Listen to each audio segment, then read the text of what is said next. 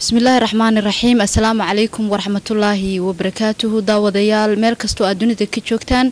waxaan idin soo gudbinaynaa barnaamij gaar ah oo ku saabsan waraysi aan la yeelanayno wasiirka gaashaandhigga ee dawladda Soomaaliya General Cabdulqaadir Sheekh Cali Diini oo ahaan jiray taliyaha ciidanka xoogga dalka Soomaaliyeed wasiirka markii loo magacaabayay xilka wasiirnimada waxa uu ku sugnaa magaalada Columbus Ohio iminkana waxa uu ku sii wajahan yahay dalka Soomaaliya si uu u guto waajibaadkiisa qaran ee loo idmaday waxa uu suurta gashay xafiiska TV-ga qaranka ee magaalada Columbus Ohio inuu idinkaga soo gudbiyo waraysi gaaban mudane wasiir ku soo dhaw TV-ga qaranka Soomaaliya Assalaamu alaykum wa mahadsantiin wa salaamantiin dhamaantiin mudane diini bal adigoo anaga u gudbi doona qaybta dambe ee barnaamijkanaga aragtidaada ku saabsan iyo dareenkaaga xilka wasiirnimo hore waxaad u ahayd taliyaha ciidanka xoogga dalka Soomaaliyeed wax badan ayaad soo qabatay iminkana wasiirka gaashaandhigga ayaa laga dhigay waana xil aadan hore u soo qabanin bal dareenkaaga waxay marka ugu horeysa waxaan jeclahay halkan inaan ka salaamo shacabka Soomaaliyeed ummadda Soomaaliyeed meel kasta oo joogan wadanka gudihiisa kuwa jooga iyo wadanka dibadiisa kuwa joogaba su'aashaada hadaan u noqdo waxaan rajaynayaa ilaahay idinkiis xilkaas sidaan u arko waxa waa xil culus waana xil u baahan mataqaana si wada jira in iyadoo shacabka iyo ummadda Soomaaliyeed aan kaashanayno in loo guto si daacadnimo ah oo aan lahayn hagar la'aana loo wajaho arintaas hadii arintaas waxaan qaban karaa ama gudan karaa ummadda Soomaaliyeed ee shacabka Soomaaliyeed haday gacan siiso ayay aniga iyo ciidamada kaleeto iyo ummadda Soomaaliyeed meel kasta oo ay joogto ciidamada qalabka sida hadii si wada jira ay u gutaan hawlahooda si daacadnimo ah muxuu ahaa arintaas ay uga hawlgalaan waxaan leeyahay anigana hawsheeda waxay noqonaysaa mid ii fududaata ciidamada qalabka sidana waxay noqonaysaa si fudud in hawshooda u gutaan laakiin waxa ka horeysa mar kastaba in shacabka iyo ummadda Soomaaliyeed ay taageerto ammaanka dadka ka shaqeynaya har iyo hameen u taagan mudane diini hore waxaad u ahayd taliyaha ciidanka xoogga dalka Soomaaliyeed iminkana waxaad noqotay wasiirka gaashaandhigga runtii ciidamada xoogga dalka Soomaaliyeed hawlo badan waa ay soo qabteen kuwa badan way u dhiman yihiin maxaad isleedahay waa aad ku soo kordhin doontaa runtii dadkii igu horeeyayna shaqo fiican bay qabteen oo wasiiradii hore iga horeeyay wasiir gaashaandhigga soo qabtay aniguna tii ay hore u qabteen baan sii wadi doonaa waxaan rajaynayaa ilaahay idinkiis ayaguna inaan taladooda qaadano wasiir gaashaandhigyaalkii aniga iga horeeyay isla marhaantaasna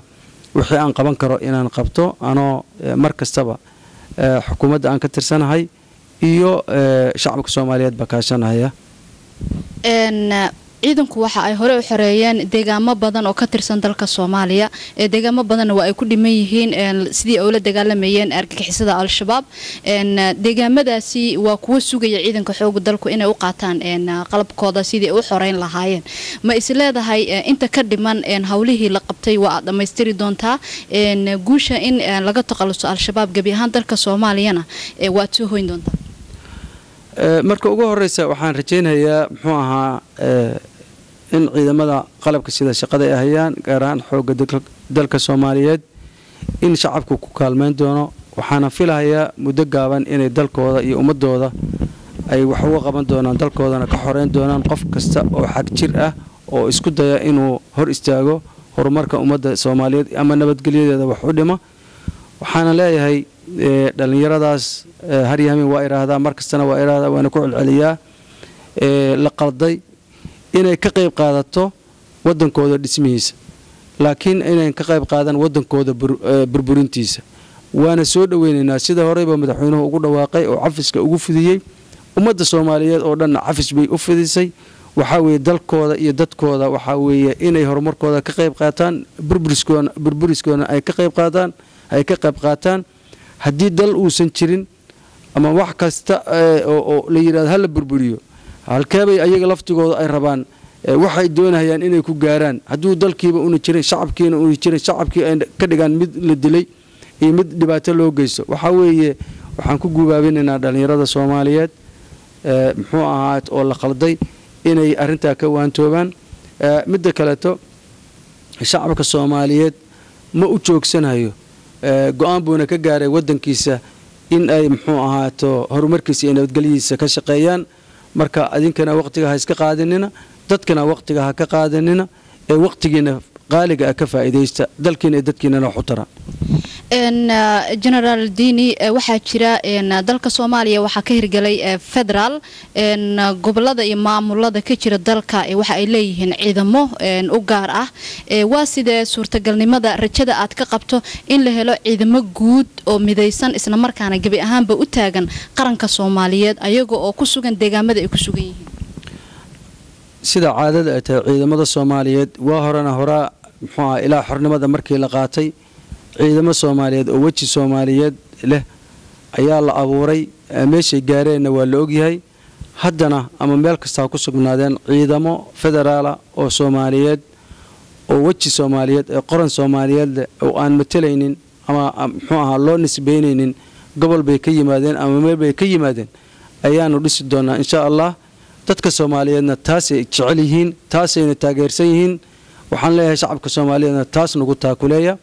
gacanna nagu siiya anaguna waa ku dadaali doonaa sidii ciidan qaran oo Soomaaliyeed oo meel iyo gobol midna loo nisbeeyay sidii loo abuuri lahaa sidii Soomaali ugu faani jirtana inay ugu faani doonto ayaan rajaynaynaa mustaqbal dhow oo aan dheerayn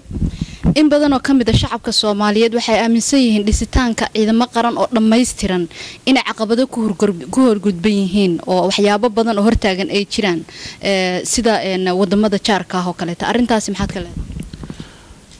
runtii adiga haddaadan wax qabsan qof kale inaad bilam galayso ama qof kale inaad wax ka sheegto ma ahan adigu inaad wax qabsataa raba haddaadan adigu wax qabsan ninna wax ku qaban maayo haddaan adigu wax qabsan marka qof kale inaad wax ka sheegto muxuu ahaa adoon gurigaaga hagaagsaneyn guri kale inaad wax ka sheegto suuragal ma ahan marka daris iyo wixii lamida iyo xagga kida iyo waxaasoo dhan waxa weeye waa wax ay la dhihi karo dadkaas maxaa ka khaldan waxaan leeyahay arinta ayada ama maskaxdayada waa inaan ku dhisnaa inaan anagu wax qabsano midowno dalkayaga iyo dadkayaga inaan difaacno magacayaga iyo sharafteedana aan ilaalino nina sharaf ku ilaalin maayo magacna ku ilaalin maayo dalna ku difaaci maayo inuu ku taakuleeyo waa dhici kartaa oo wax ku taro laakiin adaa laga rabaa shaqadaadii iyo hawshaadii iyo muxuu ahaa ciidankaagii iyo midnimadaadii inaa ilaalsato laakiin qof kale kuma dhaleecayn kartid hadduu qofku ku arko inaadan waxba qabsanaynin oo aad liidato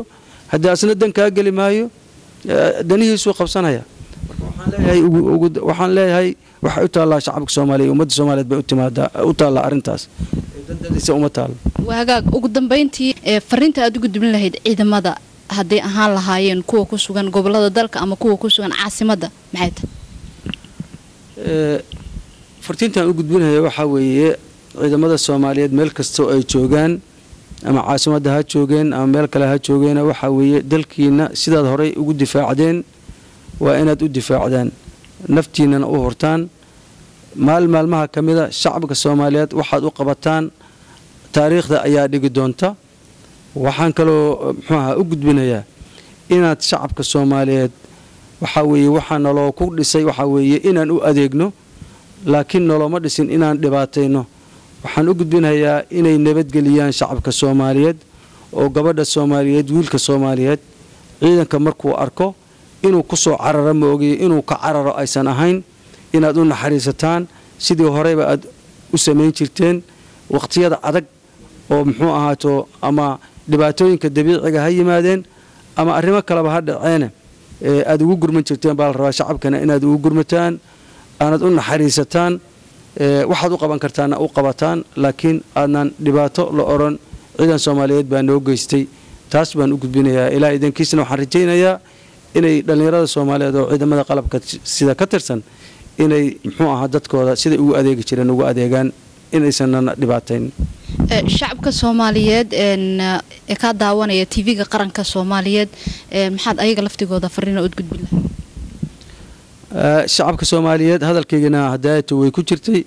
haddii anaku aanan wax qabsan oo shacabku wax qabsan oo ciidankooda aynan taageerin oo madaxdooda aysan taageerin waxa weeye mar kastaba dhibaato lagama baxayo ciidan aan shacab lahayn guul ma gaaro ciidan aan mataqaanaa shacab aan lahayn macnaha waxa weeye xukuumad ama dawlad aan shacab lahayna ma guulaysanayso waxa weeye shacabka Soomaaliyeed waxaan u dirahayaa ama ka codsanayaa inay ciidamada u taagan har iyo hameen inay taakulayaan gacanna siiyaan sidoo kale xukuumadooda taageeraan gaar ahaan waxaan rabaa inaan faro oo halkan shacabka Soomaaliyeed gaar ahaan kuwa caasimadda jooga aan u sheegayaa wax garadka caasimadda jooga qof kasta wuxuu oo caasimadda ku nool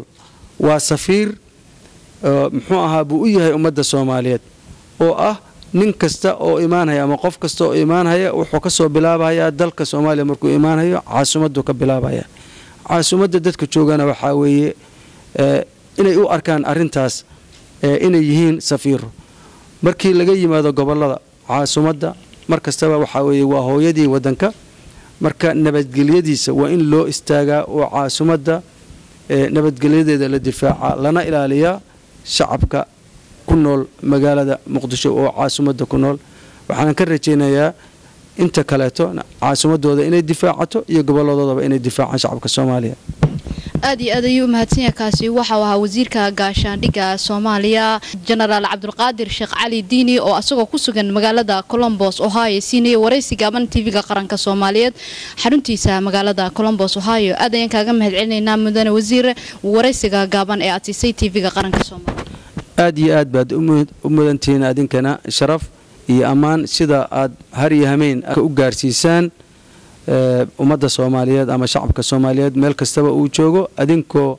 waliba ka tarjumahaya ama ka fiirinaya dhinaca wanaagsan ama ku guubaabinaya inay ama wax qabsadaan ama muxuu ahaa wixii qaladana ka leexinaya ama ku tilmaamaya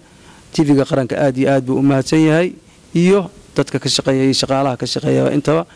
waxaan rajaynayaa inaad shacbigiinuna taariikhda meeshaad ka gelisaan aad muxuu ahaa aad meel fiican ka geli doontaan mustaqbalka soo socda adinkoo aan ogahay inaad dib iyo shaqo adag markasta ku jirtaan hawshuuna aysan fududayn laakiin muxuu ahaa aad ku shaqaysaan xilli uu ku adag yahay waqtigu aadnan sida rabteen taa kuleen kasta aadnan u helin aad iyo aad baad mahadsantiin